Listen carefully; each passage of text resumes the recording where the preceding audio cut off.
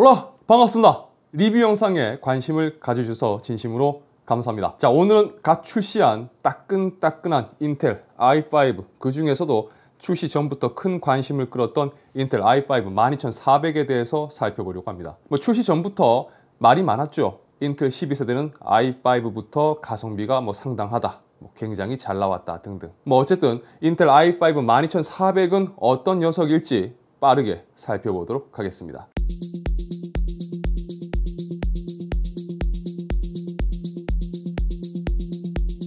자, 엠바고 직후 리뷰를 공개하려다가 조금 늦췄습니다. 이유는 국내 출시 가격을 보고 리뷰를 마무리하고 싶었기 때문입니다. 자, 일단 가격 이야기는 후반에 다시 정리해서 이야기를 하겠습니다. 오늘 살펴볼 i5 12400은 6코어 12스레드 모델이고요. 12세대에 적용된 P 플러스 2코어 방식이 아닌 P코어만 존재하는 모델입니다. 자, 베이스 클럭은 2.5GHz, 부스터 클럭은 4.4GHz입니다. 18MB 용량의 스마트 캐시와 7.5MB 용량의 L2 캐시를 탑재했습니다. TDP는 65W 모델입니다. 자, 일단 테스트 설정에 대해서 말씀드리겠습니다. 아무래도 이 모델의 포지션을 생각을 해보면 인텔 12세대용 Z690 보드는 좀 어울리지 않는다고 생각됩니다. i5 및 i3 모델이 출시되면서 H670이라든지 H610 그리고 B660 보드가 함께 출시가 되었죠.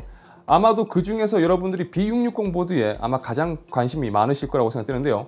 따라서 메인보드는 보시는 것처럼 ASUS의 EX B660M V5 D4 메인보드를 준비했습니다. 자, 이 보드는 DDR4 메모리를 지원하고요. 보급형 모델의 좀 단순한 레이아웃을 가지고 있지만 두 개의 M.2 SSD 슬롯과 메모리 XMP를 통해서 최대 5.3GHz의 메모리 클럭도 지원합니다. 자, 어차피 이 영상에서 리뷰를 진행하고 있는 12400을 사용한다면 논케이 버전이기 때문에 오버를 할 일이 없죠. 그런 걸 생각해 본다면 기본적으로 크게 불편함 없이 사용할 수 있다고 생각됩니다. 자, 그럼 B660 보드 기반의 12400은 어떤 성능을 보여줬을지 확인해 보도록 하겠습니다.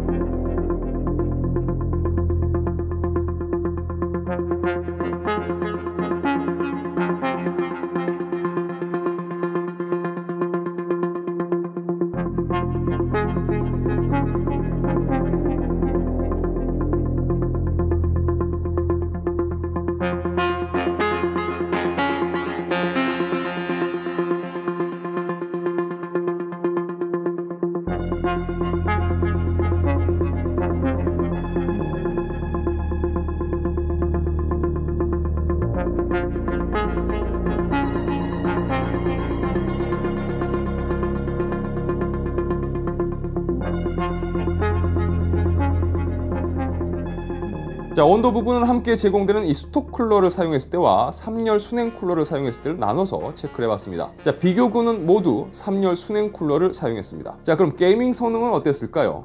몇 가지 게임 테스트를 통해서 게이밍 성능을 살펴보겠습니다. 자, 레드리2와 와치독 리전에서 해상도별로 확인을 해봤을 때 RTX 3090을 사용한 것을 생각해 본다면 상당히 괜찮은 성능을 보여주는 것을 확인할 수가 있었습니다. 또 한편으로는 해상도가 높아질수록 CPU 간의 편차가 그닥 그렇게 의미는 없다라는 생각도 들었습니다. 12400을 사용하는 시스템에서 가장 적합한 게이밍 환경은 QHD라고 판단을 했습니다. 그래서 5600X와 QHD 환경에서 몇 가지 게임 성능을 비교해 봤습니다. 자, 사실 이 정도의 차이라면 제 개인적인 생각은 거의 두 모델의 퍼포먼스는 비슷하다고 생각됩니다. 1단위의 프레임을 중요하게 본다면 물론 게임마다 엎치락 뒤치락 하지만 그 차이가 체감될 정도는 아니었습니다. 자, 그럼 내용을 정리를 해보겠습니다.